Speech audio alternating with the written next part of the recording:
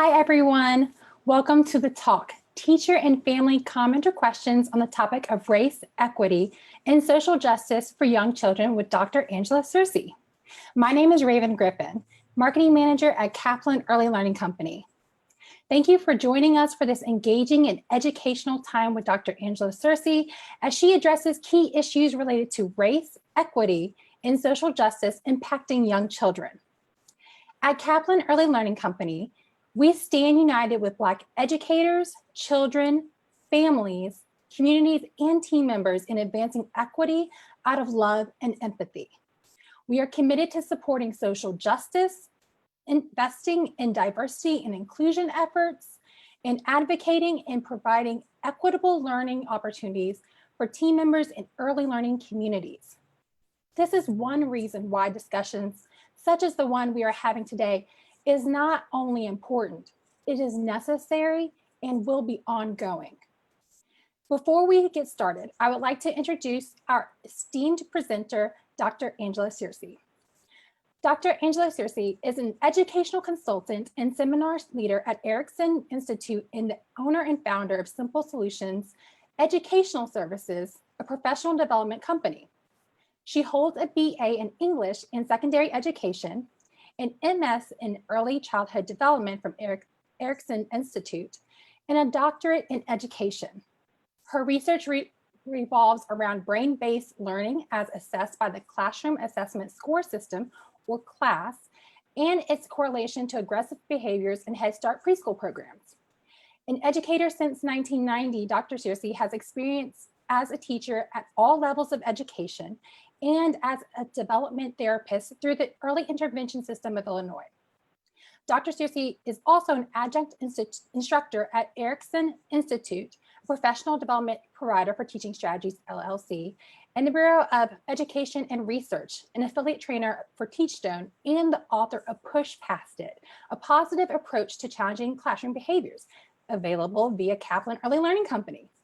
A former neurodevelopmental specialist, Dr. Searcy has specialized training in neuroscience and is a candidate in Erickson Institute's Infant Mental Health Certificate Program.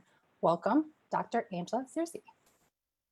Oh, thank you so much, Raven. I am so excited to be here and continue our discussion. We had a discussion previously, and this just builds on that. And, if you missed that one, I will share some ideas from the first discussion. So, yes, this topic is timely and welcome, and I'm so excited to bring it to you. Well, since we've had our last meeting, I've had lots of discussions with educators and families around the topic of race, equity, and social justice. So I can't wait to share that feedback and also share some resources with you today, some more literature and more ideas about how this looks for young children ages 0 to age 8. Well, some of the comments that I received are humorous, such as, someone asking about a child's race and them wondering what race they're talking about. They're not running a race. So I'm trying to figure out what they mean by the word race. Or children, looking at two different teachers of two different races and wondering if they're sisters. And then also another one was a child who was asking their teacher, well, you know what? I just wondered, when are you going to turn Black like the rest of us in this room? So children are definitely wondering about race, and some of those wonderings are really humorous as you think about, yep, that's what young children could be thinking about this topic. And then some of them are really sobering and touching.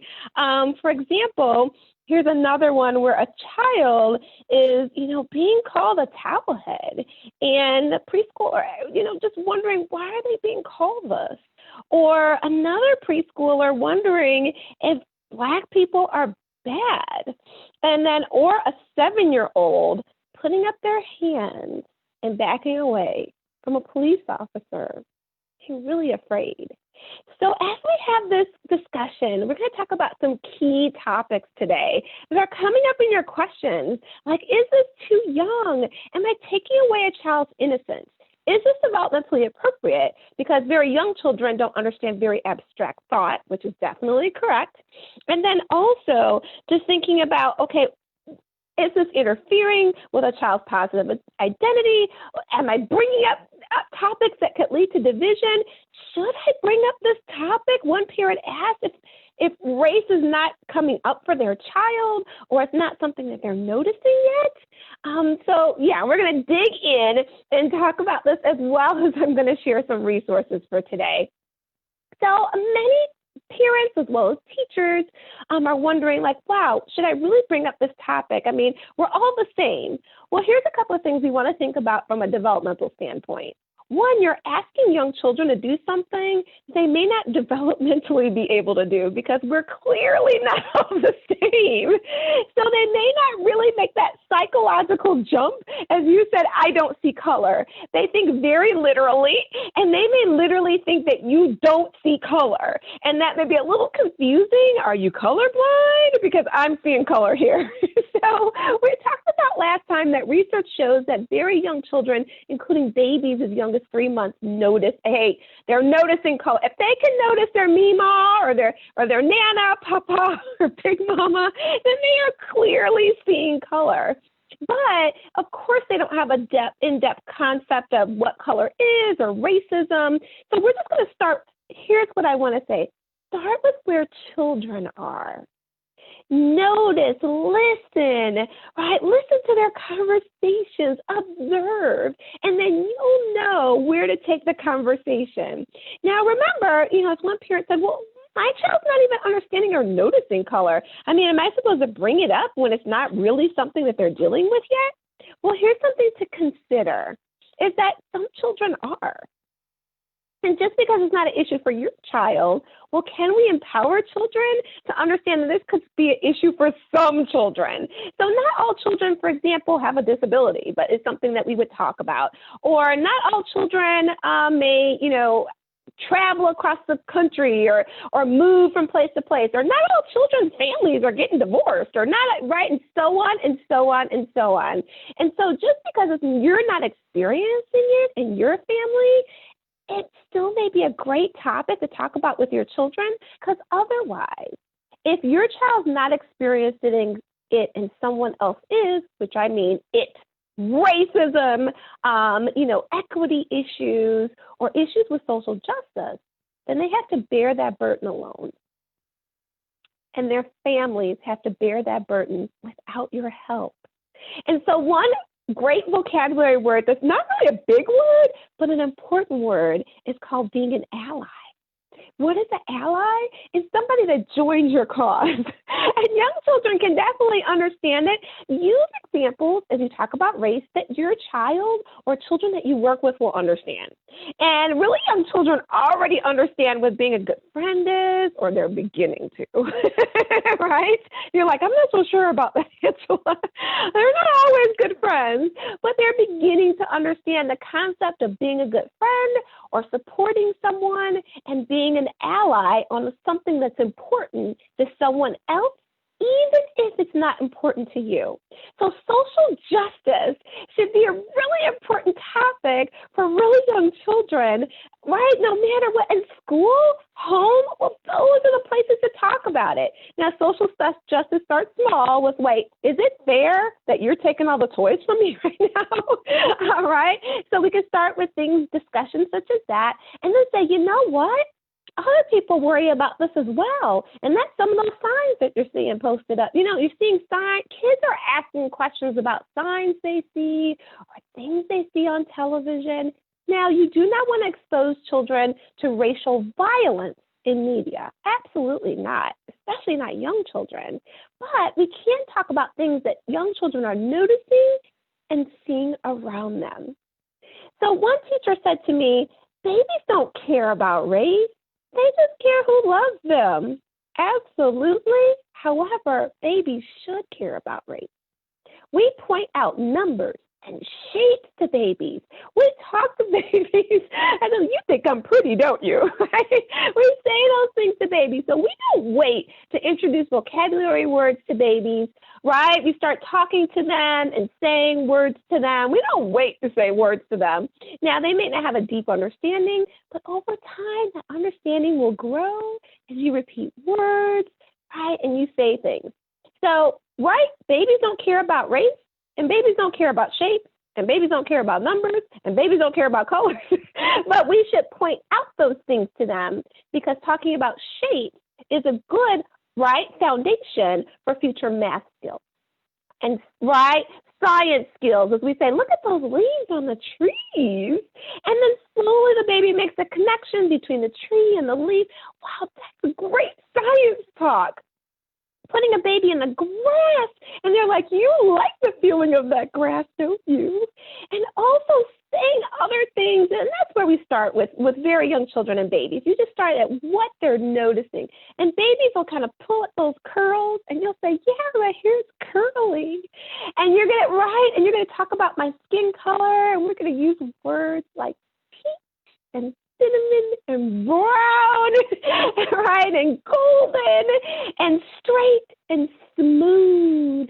And we're going to talk about that just like we do when we say corners or sharp or rough.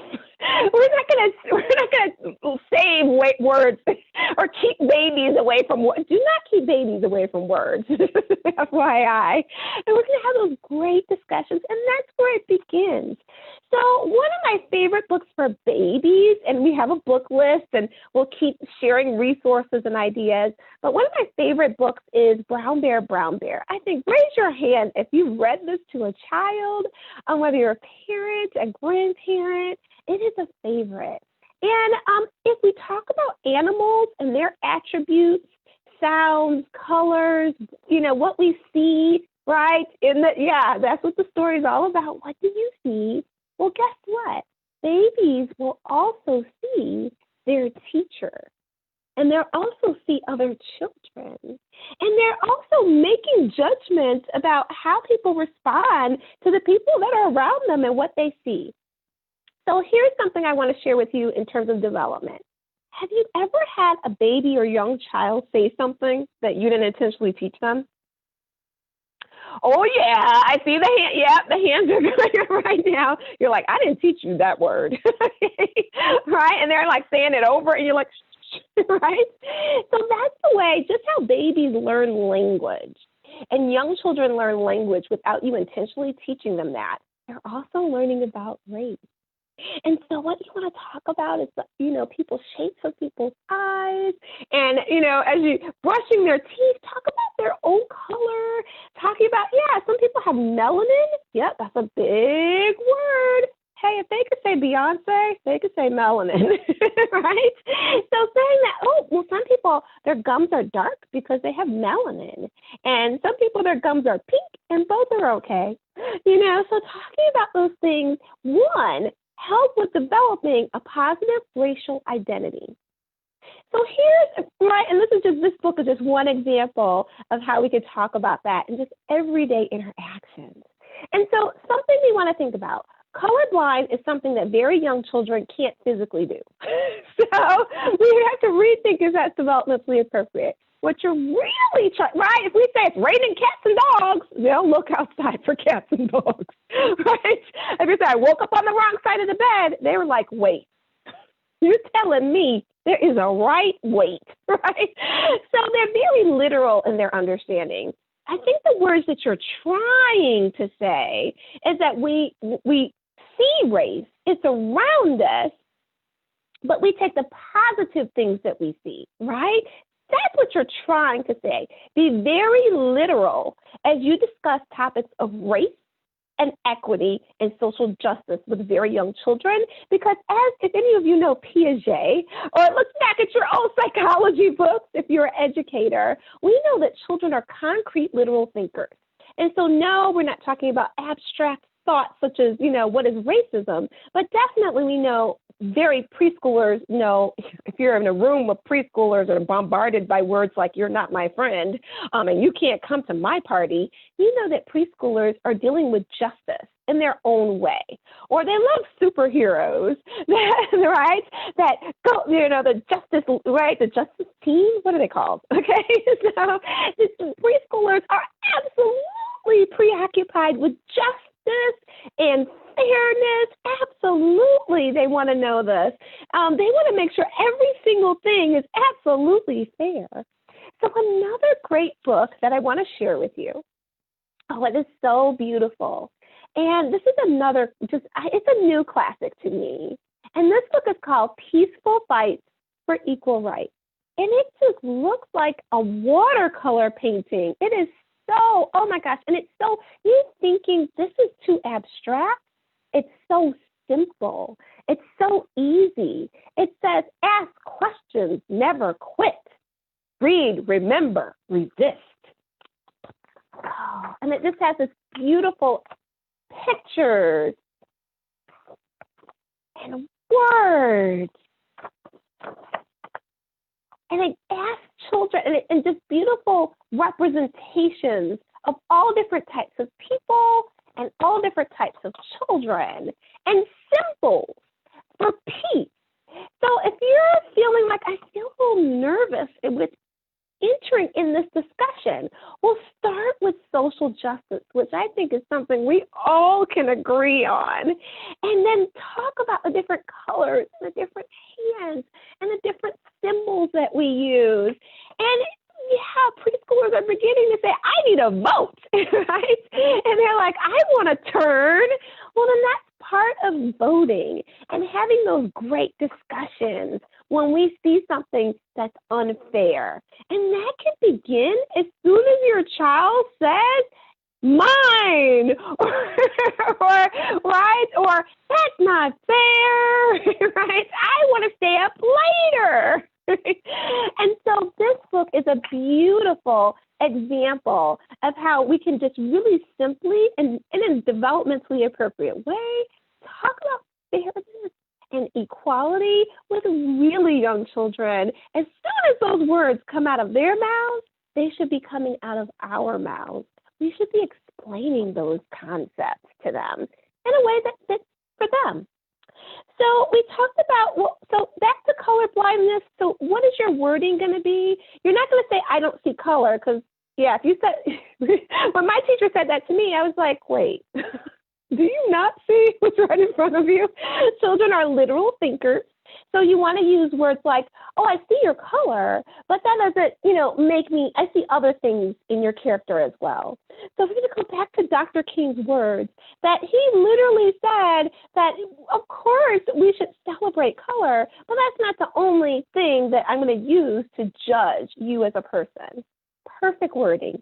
Simple is probably best when we talk about really young children.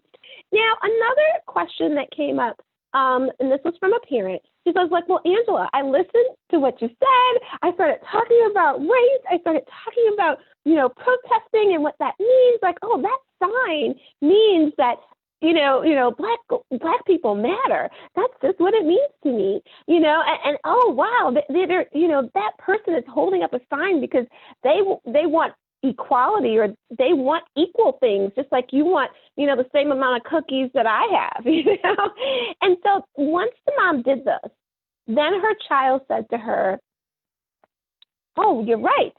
I'm noticing these differences now. Well, does that mean they're bad? Is that person bad? And then she got really nervous. And she's like, oh, no, wait, stop. So what I want you to let you know is, she's like, what's going on? What are people going to think I'm teaching you? And once you open the door to that curiosity, where you're talking about skin tone and color and hair, which is, right, that's a science experiment, right? And we're talking about those words, then children may build on that and start asking you new questions. And here's the beauty of that, is that, one, now you've opened the door to having these wonderful discussions, because if she didn't ask those questions, she may have never known her child had that wondering. And see, that's what leads to problems. right? Those negative. It's not that we don't see color. It's just that we don't want to see the negativity, right? Negativity. But go ahead, chat and tell me, give me thumbs up. That's what we're talking about. So you want to say that to a child, and as many times children can, as you say something, can definitely get confused. 1 and 1, that must be 11. Right? You're like, wait. And you have to go back, right, and take the child's hand and go 1 and 1. Now touch. 1, 2. What do you feel? 1, 2, 2. Oh, it's 2. 2, not 11, right? So just as many times as it takes you to teach 1 and 1 is not 11. It's just as you might have to take out something. You might have to show them a picture. You may have to, right? You may have to actually concretely say, oh, why are they so upset right now? Why is everyone arguing? Take out some string, wrap it around your hand, put it in a knot, and say, oh, sometimes things get so complicated, just like a string that's tied in a knot. And I didn't mean to tie this in a knot, but now it's here, and it's going to take us time to unravel the knot so everything's smooth again. Those are the kinds of, and go, oh, right? Those are things that young children understand. So you want to take concrete objects like an egg, right, of 2 different colors. Teachers mentioned, parents mentioned they did think strategies such as that to talk about what's outside is different, but inside's the same. So as you open up this door to these great discussions, this is what you'll find. You'll find out that children actually do have biases that you've never addressed. And that's a good thing. Because now you can talk about it, you can address it, and they're going to say things to you, they're burnt. They're burnt, right? And you're like, well, their hand's not burnt, right? I see how you got there. But talking about, hair texture or eyes, that's what children are noticing first. And then they may even begin to notice some of your movements that tie along with those people. So they'll begin to make associations, right? And so, yeah, they made associations. They know when they see grandma, she gives them treats. That's an association. Grandma? Treats. So if they can see grandma, I know that it's like, I can have fun right now. When they see someone and you hesitate, like as a parent, you might hesitate before you say, go play. And you only hesitate when a person has a particular color. Or they'll notice if they're walking down the street and they're walking near, a man, for example, you'll hold their hand tighter. Then they'll be a little bit like, oh, they'll man, tighter hand, man, tighter hand. They'll begin to make those basic assumptions. And so now you have to clarify that. Oh, it's not because he's a black man, right? He's a stranger. That's the only reason I was holding your hand. I had nothing to do with that. So that's where you have those discussions and you talk with children to make those clarifications.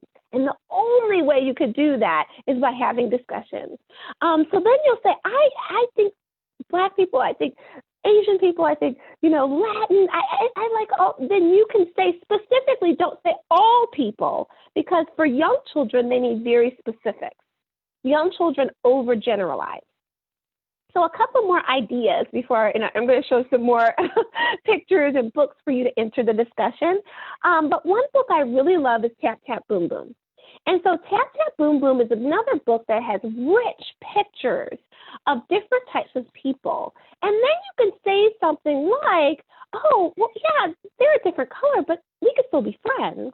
And so you want to specifically not just say generally we're friends, but name race, because children overgeneralize or they don't pick up on it. They either do one or the other. They think everything with 4 legs is a dog. Right? They overgeneralize, or they don't notice it at all, or they can make a misconception and think and make an incorrect association, right? So you want to clarify all that information. This book is wonderful because it's a rainstorm, and children, adults come together, and they're all friends. And so this is a great book to name the right color, race, and name and give the vocabulary words. We do not want young children to think that race actually means we're going to a running race. We want them to know the difference. So we can build on that when they are older and able to think more abstractly and then be able to understand the complexity of actual racism. All right. So I got a couple more ideas, and then I'm going to kind of open up for questions. I'm kind of looking at my information here and lists of questions I've gotten from families. So a couple of things. Just because your child isn't experiencing an issue with race yet, doesn't mean we don't want to advocate for other children and to understand their experiences. Books are two things. Books are windows or mirrors. And so when it's a mirror, it mirrors back to you, right, your experience. Or books, for some people, right? As we talk about all our differences and diversity, are windows. And windows bring you into someone else's experience. So you want to have a mix or a balance between mirrors and windows. One of my favorite books that is a new favorite is Foolway. And this is by Nupita. And I'm not sure if I'm saying her last name correctly. She's an actress, Nyong'o. And I hope I did that correctly. Nupita, I know her first name. And this is a picture of Nupita, and she looks a lot like this character, Foolway. And Foolway is a little girl, and she's worried because her skin is very dark. And everyone in her family, so this book actually delves into colorism. Now, really young children may not know that big word colorism yet, but people of the same family can all have different colors. And colorism shows that there could be a preference for one color over the other. So research shows that very young children, even in preschool, are noticing that there are preferences based on different skin types and different colors. And so what can you do? Like, for those who are experiencing this colorism, whether you are Asian or you're African American or you're Black people or Latinx, then you can bring, talk and get this mirror and talk about how all the different varieties of colors are so beautiful. So here's something else with color blindness, that for children of color blindness can actually lead to them having a negative self-identity because you don't talk in positive terms about their attributes that are very important to them. For those children who are not children of color, well, there goes that window. And what they can do is they can say, has this ever been a worry for you? I never knew that. If I hear this, I'm going to help you, right? And so therefore, that child of color does not have to bear this burden alone. So another favorite. Other books that are really wonderful, and I know we just got a couple of minutes here, so I'm going to wrap up, is that Hair is another great discussion to talk about race and equity and social justice. And so this book is cute and curly. And literally, not only does it give these different wonderful pictures about how to take care of curly hair, which I think I need, but it literally gives a step-by-step of a hair routine. Why is that important to share with young children? Because some people actually can't get jobs because of their hair texture. And they have to change their hair texture.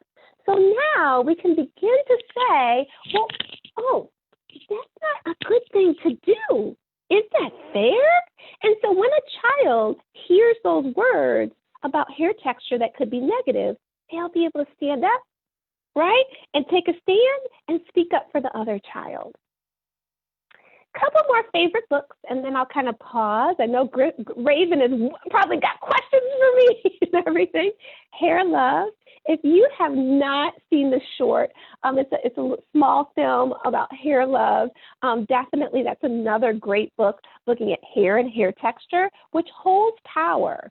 So we want to begin to talk about these things. It seems simple, but as children grow in their sophistication, they will begin to see the power structure that's connected to these discussions. And one of my other favorites, which is, I'll kind of pause after this one, is also Last Stop on Market Street. which is also a great book, which kind of talks about where the child talks about, oh, this is, it has this kind of negative frame, like, oh, this is bad. And then the child, is CJ, and he's with his grandmother, and she mentions all the positives that go along with their culture and with diversity. And this book definitely can be a window or a mirror to a child's experience. Okay. So I think that was a mouthful. We talked about different feelings children are having, different thoughts about development and how to look at equity from different, different standpoints. If you're feeling nervous, anything you do will be the right thing. So take it one step at a time, dip your foot in, try it out, and then I'll be here if you have questions about how that works out for you. Raven, do we have any questions or comments that are coming through? First and foremost, I just wanted to say thank you so much. Such an enlightening and practical presentation. You gave some great tips, some wonderful wisdom, and also research, and also some great resources. So we just really do appreciate your time and being able to share all this with us. I'm trying to see if we have any live questions or if any came through messages. Looks like we have one that was not posted on the chat, but did come through our direct messages.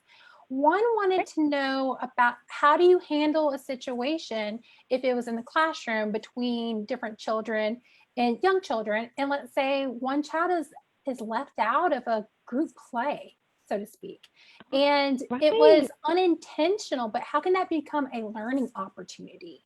So for instance, if you have one child that says, no, you can't be a princess because there isn't a princess that looks like you, that's the concept per se.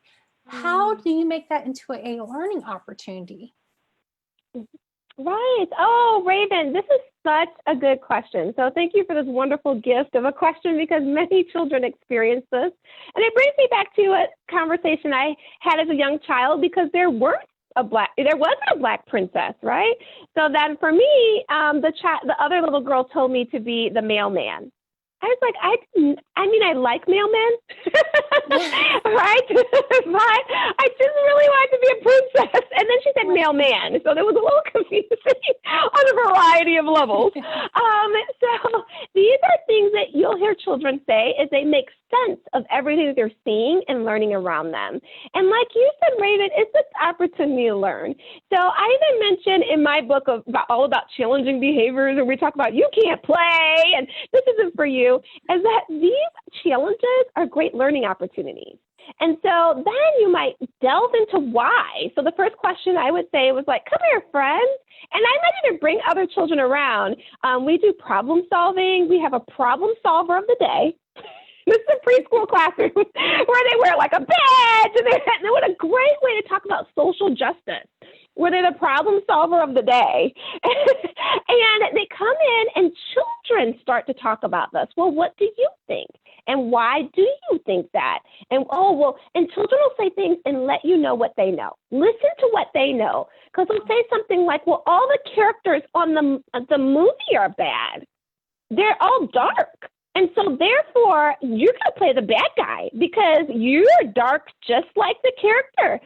And so that's the beautiful moment that a teacher can say, I see what you mean. Let's actually look at all the characters. Let's talk about this. And I'm seeing what you're describing as a pattern.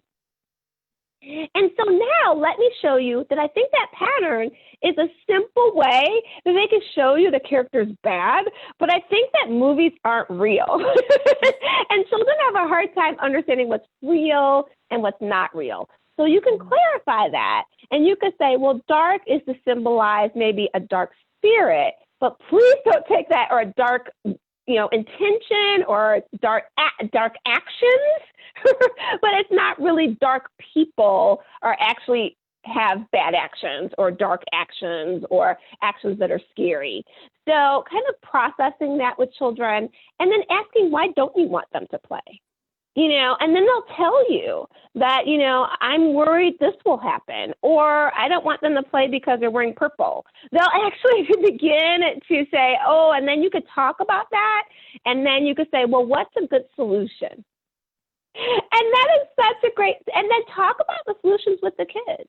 Like, actually, I've used little solution cards and things like that. So I would say, this is a good discussion. Talk about what's fair in your classroom. Make fairness rules. The rules should always be created by the children, and then you kind of approve those rules. And so one rule by Vivian Paley is you can't say you can't play. So that's a great rule that the children can vote on if they want to use that rule. And think about how you can have that discussion with young children. I think it'll be different each classroom, but I think that for my classroom, it was, you can make that rule of, you can't, just like you can't hit people in the head, you can't, because hitting in the head hurts their bodies, and saying you can't play hurts their feelings, and feelings are inside of them. And I think that's a good one to talk about. And we've used things to represent those abstract thoughts. So I may take little cotton balls and to represent feelings, or you could use the little pom-poms that are different colors and say those are feelings. And blue is sad, and red, right, and red could be excited. So those are some concrete ways to explain some of those abstract thoughts, and to say, those feelings could be hurt, and we don't want to hurt those feelings. I hope that helps a little bit, Raven, to think about that thought. I think so. And I really do appreciate the response for that one, because, that's one that is very common in the classroom. So we really do appreciate you really explaining a little bit more about that and how to approach it in different ways. One last question, and then we're going to wrap up this session. Wondering, how can you involve parents in the conversation if you are in the classroom, or just in general? How do parents approach this from the standpoint of empathy? Right. Well, I think that that's where we approach it, that we approach it for social justice, that we're teaching children about fairness. We're teaching them about their attributes for science. That's just part of social studies and science. So I think we really approach it in a way that is very much in our lane. And our lane is child development. Children have to develop a positive identity of themselves and others. So we approach it that way. Then we approach it in terms of our content.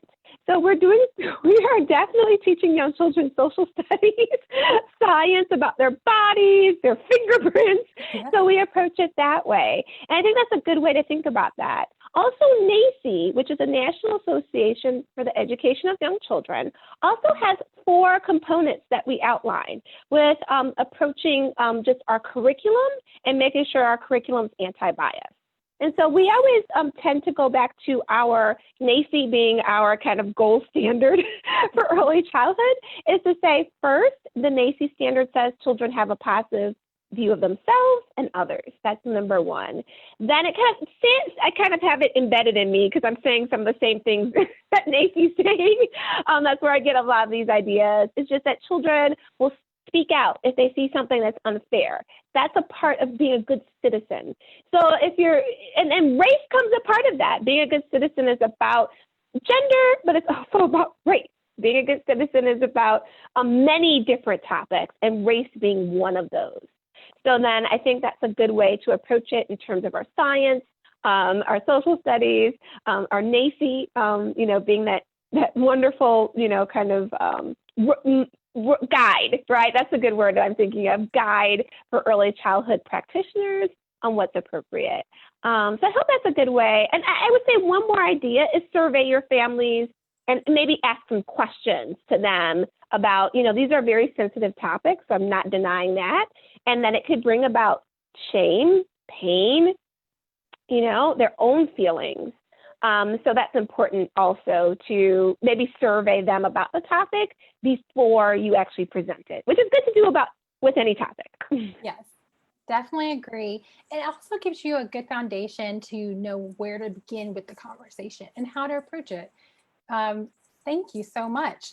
So thank you again, Dr. Circe. We truly appreciate your time. Such an enlightening presentation, and this will be ongoing, as we said before. So we appreciate your wisdom, your research, your experience, your tips, and also the books that you shared. They're wonderful, and also looking at them from a different perspective of how we can utilize them in the classroom and at home to start these conversations or continue these conversations. So if you are joining us today, I want to say thank you. Thank you on behalf of Kaplan Early Learning Company for your time and being able to join us with this conversation. So let's continue it. Let's continue this conversation by sharing this video with family and friends and colleagues, sharing these wonderful books and resources and tips with our children. And last but not least, let's advocate for change within our homes, classrooms, communities, and by advancing equity out of love and empathy. Thank you again. I'm Raven Griffin. Please treat people how you would like to be treated. Take care.